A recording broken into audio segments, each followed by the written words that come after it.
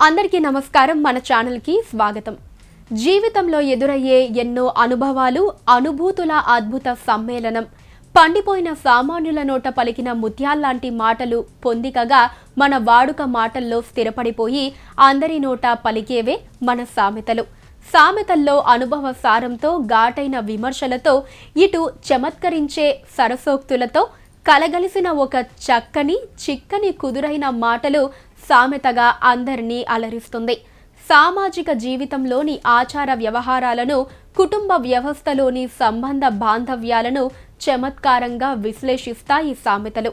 ఈ నేపథ్యంలో మన సామెతలలో స్త్రీల గురించి చెప్పినవి, ఆనాడు సమాజంలో పాతుకుపోయిన నమ్మకాలు, ఆచారాలు మన కన్నులకు కడతాయి. కొన్ని సామెతలు స్త్రీకి గౌరవ స్థానం ఇచ్చేవిగా ఉంటే, మరికొన్ని ఆమెను కించపరిచి అగౌరవపరిచేవిగాను కనిపిస్తాయి. కొన్ని ఈ కాలానికి కూడా వర్తించేవిగా ఉంటే, మరికొన్ని మన వాడుక మాట నుంచి, భాష నుంచి తొలగించవలసినవిగా అనిపిస్తాయి.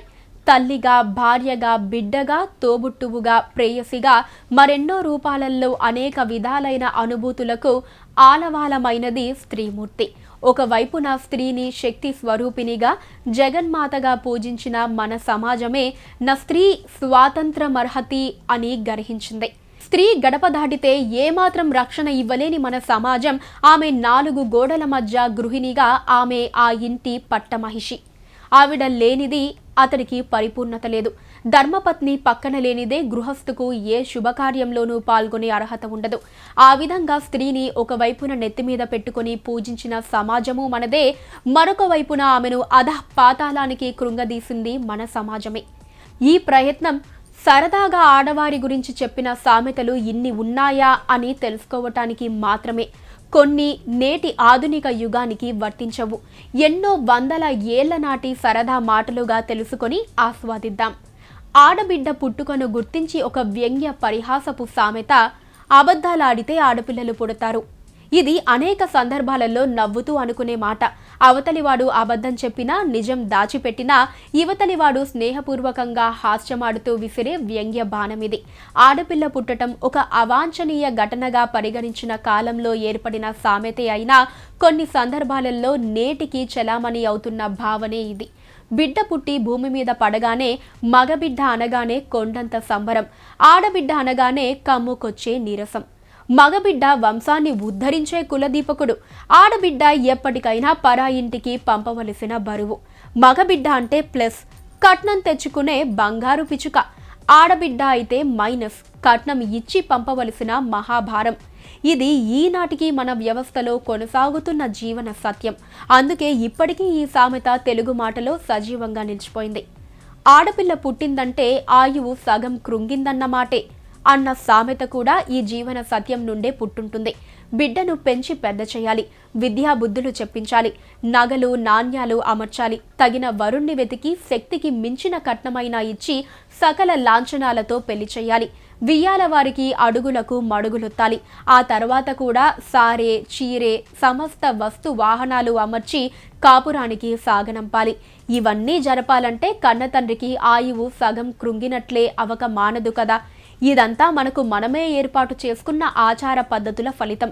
చిత్రం ఏంటంటే, అమ్మాయిలు చదువు సంధ్యల్లో ఆరితేరి ఆర్జనాపరులై వ్యక్తిత్వం పెంచుకుంటున్న ఈ కాలంలోనూ ఈ ఆచార పరంపర కొనసాగుతూ ఉంది. అమ్మాయి పుట్టుక తల్లిదండ్రులకు అంత ఆహ్లాదకారి కాకపోవటం, అయితే ప్రేమను, అనురాగాన్ని పంచి ఇచ్చే ఆర్ద్రమూర్తి ఆడపిల్ల అనే మాటను ఆనాటి మన వాళ్ళు కూడా కాదనలేదు. ఆడపిల్ల పుట్టినప్పుడే ఆధరువు పుడుతుంది అన్న సామెతే అందుకు సాక్ష్యం. కాలు వచ్చిన దగ్గర నుంచి మగపిల్లవాడు ఎక్కువగా బయటే తిరుగుతూ ఉంటాడు. అదే ఆడపిల్ల అయితే తల్లిదండ్రుల పట్ల, తాను పుట్టి పెరిగిన ఇంటి పట్ల మమత, మార్ధవము పెంచుకుంటుంది. తల్లికి పని పాటల్లో చేదోడు వాదోడుగా ఉంటుంది. నోట్లో మాట చెప్పుకునేందుకు ఆత్మీయురాలవుతుంది. పుట్టింట్లో ఉన్నన్నాళ్లే కాక ఆ తర్వాత కూడా పుట్టింటి వారిపైన ప్రేమానురాగాలు పెంచుకుంటూనే ఉంటుంది. వృద్ధులైన తల్లిదండ్రులను కొన్ని సందర్భాలలో తానే కొడుకులాగా సమాదరించి సంరక్షిస్తుంది. అన్నకో తమ్ముడికో పెళ్ళైతే ఆ ఇంట పుట్టిన ఆడపిల్లకు గొప్ప హోదా వస్తుంది. కొత్తగా ఆ ఇంట అడుగుపెట్టే నవ వధువుకు ఆమె ఆడబిడ్డ లేక ఆడపడుచవుతుంది. ఆడబిడ్డ అర్ధమొగుడు అన్న సామెత ఆమెకు లభించే ఈ సరికొత్త హోదాకు గుర్తుగా నిలుస్తుంది.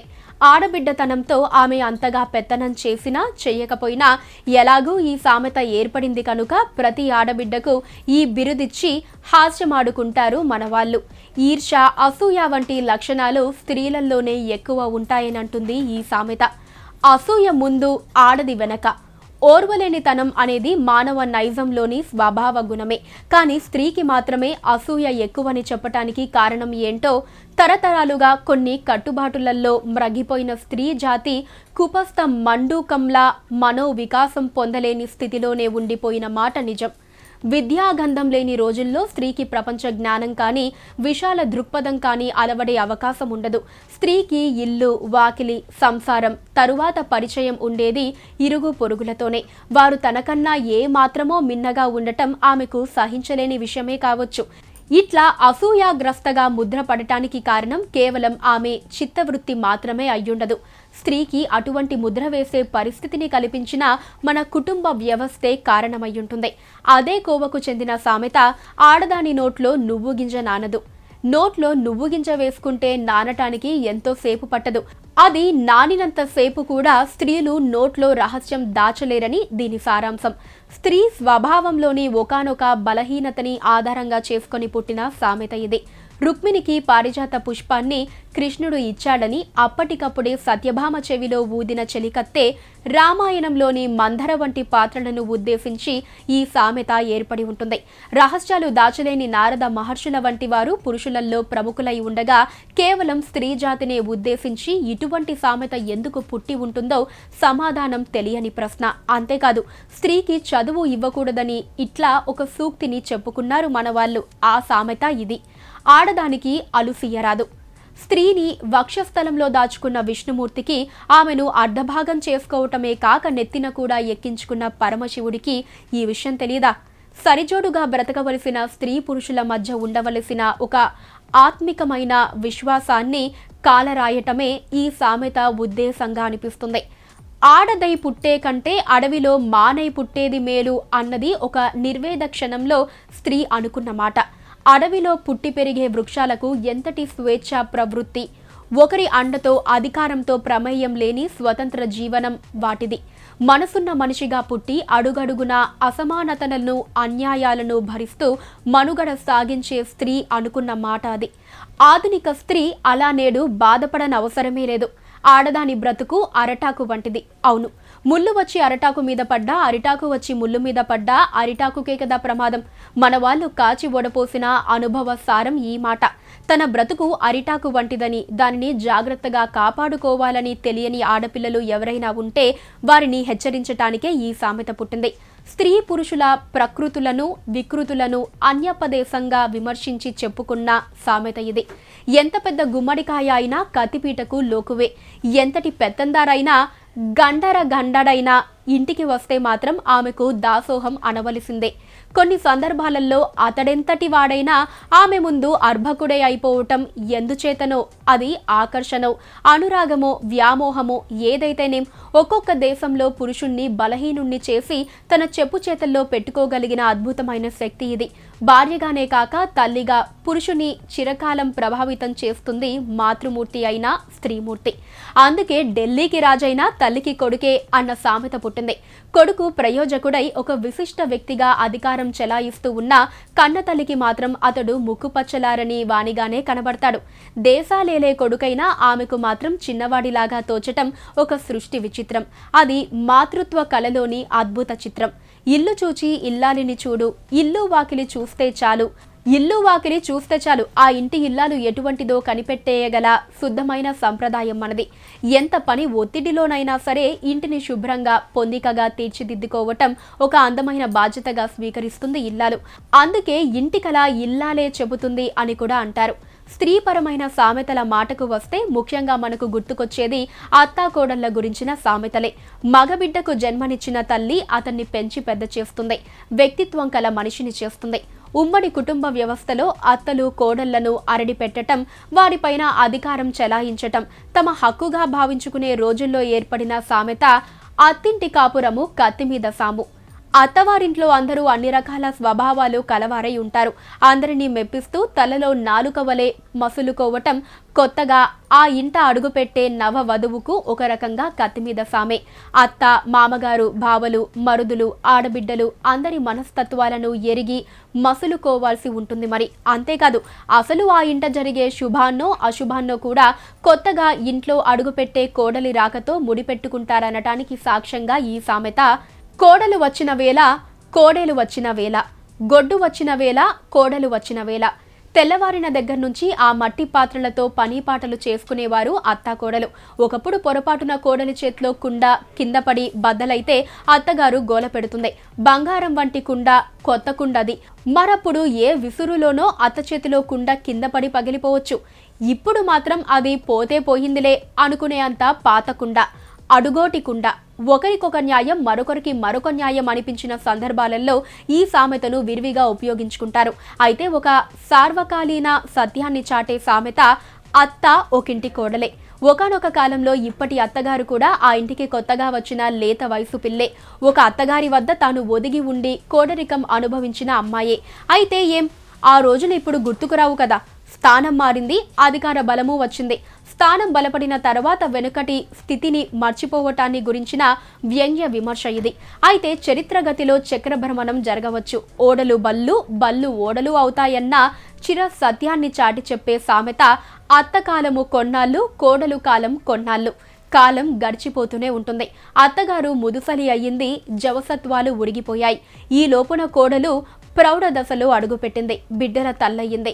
ఆమెకు కోడళ్ళు వచ్చే వయసొచ్చింది. అప్పుడు ఆమె దయాదాక్షిణ్యాలతోనే అత్తగారి మనుగడ.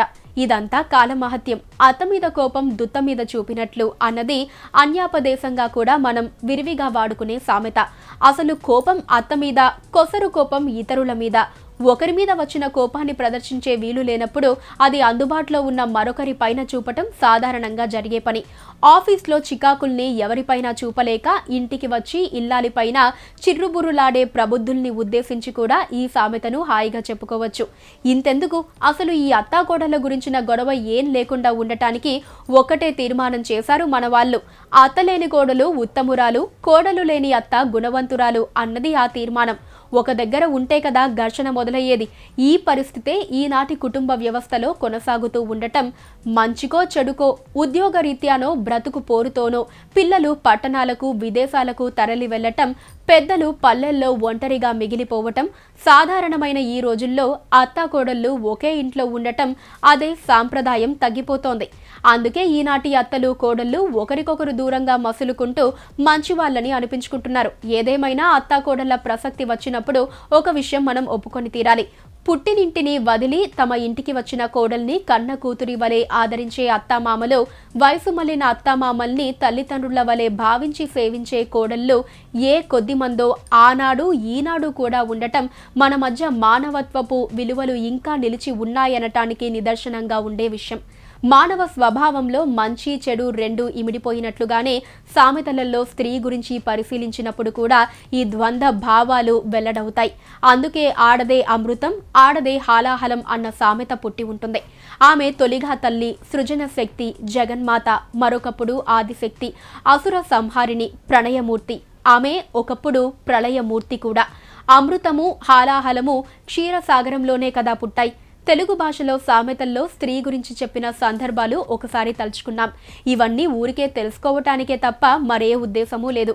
సామెతలు మరెన్నో ఉన్నాయి. మరో సందర్భంలో మరికొన్ని తెలుసుకునే ప్రయత్నం చేద్దాం. ఈ వీడియో మీకు నచ్చినట్టయితే లైక్ చేయండి, షేర్ చేయండి.